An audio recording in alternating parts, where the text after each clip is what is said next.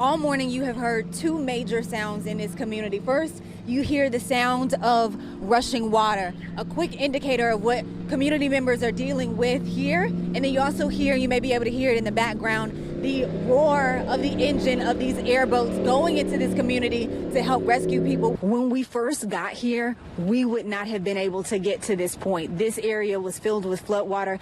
The sheriff said that he didn't think that the water would get any higher, and that it seems to be the case. It certainly feels like it's gotten lower. And even this turn lane right here, the arrow, we would not have been able to get this far. And this is the closest we've been able to get to that corner that was taking law enforcement officials down to the Delwood Park community. This is where they were coming around in those airboats. When they woke up, they had the water up to the waist.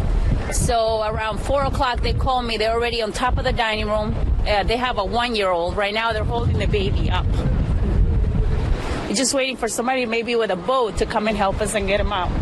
And I know that I can't imagine what you are dealing with right now, anxiously waiting for your family to come around that corner. I do want to let viewers know, and I reassured you earlier when I talked to law enforcement, they said they had a number of airboats, and I just saw them with the duck boat, but they're making their rounds into the community. You told me that this is just one of a number of areas across the county, and give me those figures again about how many areas are experiencing flooding. Well, when I was looking at the screen this morning, there's probably 40, 50 calls about flooding.